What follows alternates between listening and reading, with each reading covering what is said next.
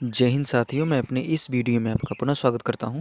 दोस्तों, आज हम लोग बात करेंगे क्लास 10 साइंस यानी कक्षा 10 विज्ञान में इसके जो सिलेबस हैं 2024 और 25 का, उस पर आज हम लोग बात करने वाले हैं। तो आपको मैं बता दूं, पहले नंबर जो कक्षा 10 की जो आपकी विज्ञान है यानी साइंस जो है, इसमें बेसिकली आपके 4 विषय होते हैं। एक होता है आपका इसमें भौतिक विज्ञान, एक होता है आपका रसायन विज्ञान, एक होता है इसमें जीव विज्ञान और एक होता है इसमें पर्यावरण।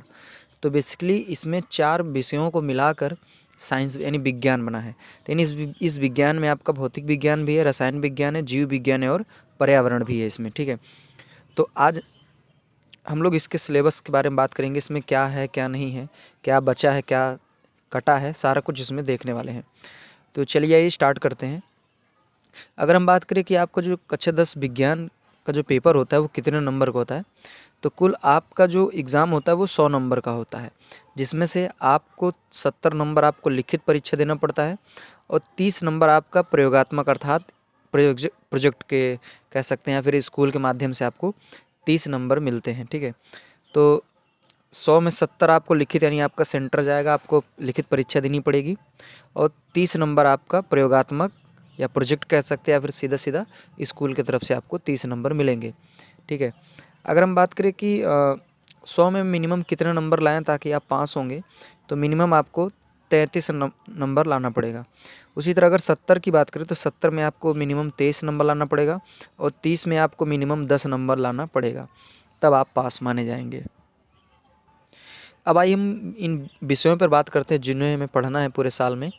तो बेसिकली इस विज्ञान में 5 इकाइयों में इसको बांटा गया है और इसी 5 इकाइयों में आपके भौतिक विज्ञान, रसायन विज्ञान, जीव विज्ञान और पर्यावरण है। तो अगर हम बात करें पहली इकाई की, तो पहली इकाई का नाम है रासायनिक पदार्थ, प्रकृति एवं व्यवहार। इसी दरअसल ये आपका केमिस्ट्री है और इसमें आपके 4 पार्ट आते हैं, ठीक है। इसमें आपके 4 चैप्टर हैं, 4 चैप्टर इसमें हमें पढ़ना है रसायन विज्ञान में। तो और ये आपके बोर्ड एग्ज़ाम में 20 नंबर में पूछा जाएगा, ठीक है। फिर दूसरी इकाई जो आपकी आती है बायोलॉजी से है, इसका नाम है जैव जगत। इसमें बेसिकली आप लोग 4 चैप्टर पढ़ेंगे, ठीक है। इसमें भी आप 4 चैप्टर ही पढ़ेंगे और ये भी बोर्ड एग्ज़ाम में 20 नंबर में पूछेगा। फिर उसमें अगला इकाई आता है आपका ये प्राकृतिक घटनाएं, या इसी को प्रकाशिकी भी कहते हैं। देखिए यहाँ पे 2 हैं, एक है प्रकाशिकी और एक है विद्युत धारा का प्रभाव। ये दोनों आपके भौतिक यानी फिजिक्स में आते हैं, ठीक है। और प्रकाशिकी में आपको 5 चैप्टर पढ़ना है और विद्युत का यानी विद्युत धारा वाले में आपको 3 चैप्टर पढ़ना है। अगर बात करें प्रकाशिकी से, तो यहाँ से कुल मिला के आपके बोर्ड एग्ज़ाम में 12 नंबर में प्रश्न पूछेगा और अगर बात करें विद्युत धारा वाले से, तो यहाँ से आपके एग्ज़ाम में 13 नंबर में प्रश्न पूछेगा। अगर हम बात करें कि इकाई नंबर जो 5 है, ये दरअसल इन्वायरमेंट वाली इकाई है यानी पर्यावरण है। इसमें इस इकाई का नाम है प्राकृतिक संसाधन। इसमें केवल एक ही चैप्टर आपको पढ़ना है और ये बोर्ड एग्ज़ाम में आपके 5 नंबर में पूछेगा।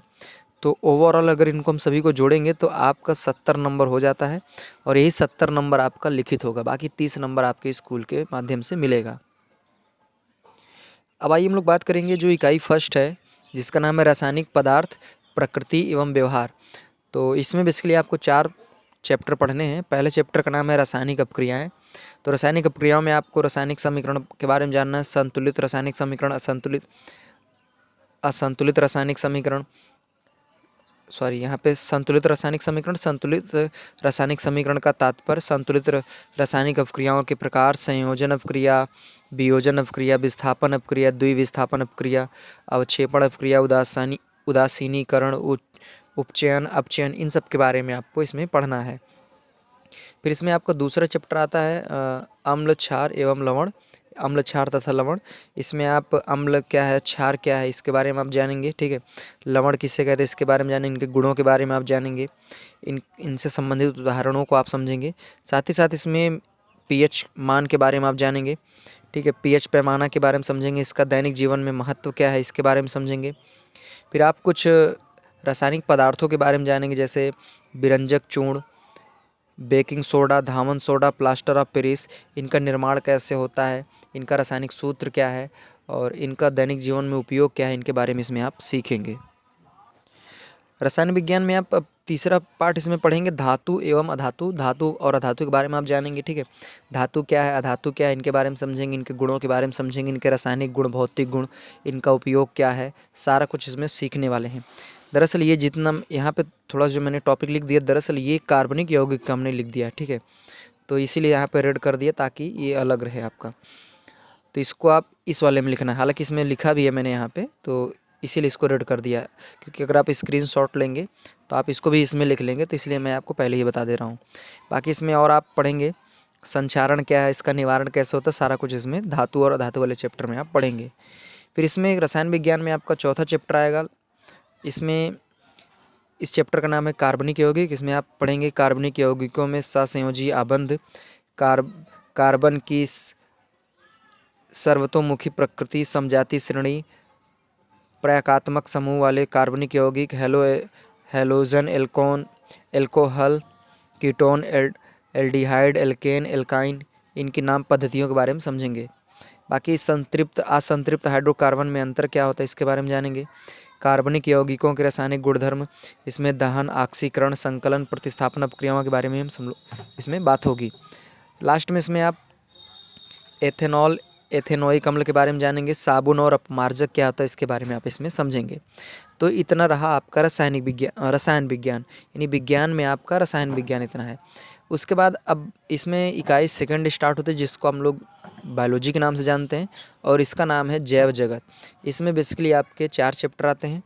तो इसमें पहला इसमें आएगा आपका जैव प्रक्रम। तो जैव प्रक्रम में आप बेसिकली जैव प्रक्रम को भी 4 वर्गों में बांटा गया है। जैव प्रक्रम फर्स्ट, सेकंड, थर्ड, फोर्थ। तो फर्स्ट में आप जैव प्रक्रम में पोषण के बारे में जानेंगे। फिर उसके बाद जैव प्रक्रम सेकंड में आप श्वसन के बारे में समझेंगे। फिर उसके बाद परिवहन के बारे में जानेंगे। फिर उत्सर्जन क्या होता है, इसके बारे में समझेंगे। इसी में आप पाचन तंत्र के बारे में समझेंगे, श्वसन के बारे में समझेंगे, किडनी, फेफड़ा और सब चीज़ों के बारे में इसमें आप समझेंगे। ब्लड वगैरह के बारे में इसी में आप सीखेंगे। इसमें अब दूसरा चैप्टर आता है जंतुओं तथा पौधों में नियंत्रण एवं समन्वय के बारे में आप इसमें सीखेंगे। इसमें हार्मोन्स वगैरह के बारे में आप जानेंगे कि हार्मोन्स वगैरह क्या होता है, ठीक है। इसमें पौधों में दिशिक गति, पादप हार्मोन का परिचय, जंतुओं में नियंत्रण एवं समन्वय, तंत्रिका तंत्र, ऐच्छिक पेशियाँ, अनैच्छिक पेशियाँ, प्रतिवर्ती क्रिया, रासायनिक समन्वय, जंतुओं में हार्मोन्स। तो हार्मोन्स वगैरह के बारे में इसमें आप सीखेंगे। फिर इसमें आपका अगला चैप्टर आता है प्रजनन, रिप्रोडक्शन आता है। इसमें आप जंतुओं और पौधों में जो जनन की प्रक्रिया होती है, इसके बारे में आप समझेंगे। इसमें 2 तरह के प्रजनन होते हैं, लैंगिक और अलैंगिक, इनके बारे में आप जानेंगे। फिर उसके बाद प्रजनन स्वास्थ्य आवश्यकताएं क्या है, परिवार नियोजन के बारे में समझेंगे। परिवार नियोजन की कितनी विधियाँ हैं, और इनमें कुछ बीमारियों के बारे में आप समझेंगे। जैसे एड्स होता है, ये मतलब एक यौन संचारित रोग होता है, जिसमें सबसे फेमस बीमारी होती है एड्स, और ये HIV वायरस के कारण होता है। तो इस चैप्टर में आप यहाँ पे सीखने वाले हैं। उसी तरह इसमें बायोलॉजी में आपका चौथा चैप्टर आता है अनुवांशिकता। इसमें आप मेंडल के नियम के बारे में समझेंगे, मेंडल का योगदान क्या है, इसके बारे में समझेंगे। इसमें लिंग का निर्धारण कैसे होता है, इसमें लड़की लड़का कैसे डिसाइड होता है कि लड़का होगा कि लड़की होगी, इन सब चीज़ों के बारे में आप इसमें समझेंगे। अब हम बात करेंगे तीसरी इकाई पर, और तीसरी इकाई और चौथी इकाई जो है, ये बेसिकली आपकी भौतिक विज्ञान यानी फिजिक्स है आपकी। तो तीसरी इकाई का नाम है प्रकाशिकी। इसमें आप दर्पण के बारे में समझेंगे, दर्पण में प्रतिबिंब कैसे बनता है, इसके बारे में समझेंगे। दर्पण से संबंधित सूत्र के बारे में जानेंगे, इनसे सवालें कैसे पूछी जाती हैं, उनके बारे में आप इसमें सीखेंगे। साथ ही साथ इसमें आप अपवर्तन क्या है, इनके बारे में जानेंगे। लेंस किसे कहते हैं, इसके बारे में आप समझेंगे। फिर उसके बाद लेंस का सूत्र क्या होता है, लेंस की क्षमता क्या है, इसके बारे में आप यहाँ पे सीखने वाले हैं। साथ ही साथ प्रकाशिकी में ही आप मानव नेत्र के बारे में समझेंगे। मानव नेत्र के बारे में कंप्लीट जानकारी आप लेंगे, और नेत्रों में होने वाली जो बीमारियाँ होती हैं, उनके बारे में आप इसमें समझने वाले हैं। बाकी आप इसमें प्रिज्म के बारे में भी समझेंगे, और कुछ जैसे आसमान नीला क्यों दिखाई देता है, सुबह और शाम के समय आसमान लाल रहता है, ऐसा ये सब क्यों होता है, इन सभी चीज़ों के बारे में आप लोग प्रकाशिकी में पढ़ेंगे। फिर इसके बाद आपका स्टार्ट होता है इकाई नंबर 4। ये बेसिकली पूरा विद्युत धारा वाला चैप्टर है। इसमें विद्युत धारा के बारे में आप समझेंगे, विद्युत धारा क्या होता है, ओम का नियम क्या है, प्रतिरोध किसे कहते हैं, और आप इसमें प्रतिरोधों के संयोजन के बारे में समझेंगे। विद्युत धारा का ऊष्मीय प्रभाव के बारे में आप समझेंगे। फिर उसके बाद आपका इसी विद्युत धारा में ही आपका ये इस फर्स्ट चैप्टर मतलब इसके अंतर्गत आएगा, ठीक है। इसके बाद सेकंड इसमें आपका आता है विद्युत धारा का चुंबकीय प्रभाव। इसमें काफ़ी कुछ सीखने वाले हैं। इसमें चुंबक के बारे में आप जानेंगे, चुंबक क्या होता है, चुंबकीय क्षेत्र रेखाएं क्या होती हैं, विद्युत धारावाही चालक तार के कारण चुंबकीय क्षेत्र, इन सब चीज़ों के बारे में आप यहाँ पे सीखेंगे। साथ ही साथ इसमें आप फ्लेमिंग के बाएं हाथ के नियम, दाएं हाथ के नियम, और आप यहाँ पे घरेलू यानी घरों की वायरिंग कैसे होती है इसके बारे में आप यहाँ पे सीखेंगे। बोर्ड का कनेक्शन वगैरह कैसे होता है, सारा कुछ इसमें आप विद्युत धारा वाले चैप्टर में आप सीखेंगे। फिर इसमें आपका लास्ट इकाई आता है 5वीं इकाई, और ये आपका पूरा पर्यावरण से संबंधित है, ठीक है। तो 5वीं इकाई का नाम है प्राकृतिक संसाधन, और इसमें चैप्टर का नाम है हमारा पर्यावरण। तो हमारा पर्यावरण में आप पारितंत्र पढ़ेंगे, पर्यावरणीय समस्याएं पढ़ेंगे, ओजोन परत के बारे में आप जानेंगे। ओजोन परत में जो अवक्षय हो रहा है, यानी उसमें जो नुकसान हो रहा है उसके बारे में आप सीखेंगे। इसके बाद आप इसमें अपशिष्ट पदार्थों के बारे में समझेंगे, उनका उत्पादन कैसे होता है, उनका निवारण कैसे करना है, इनके बारे में आप जानेंगे। जैव निम्नीकरण और अजैव निम्नीकरण पदार्थ क्या होते हैं, इनके बारे में आप इसमें सीखने वाले हैं।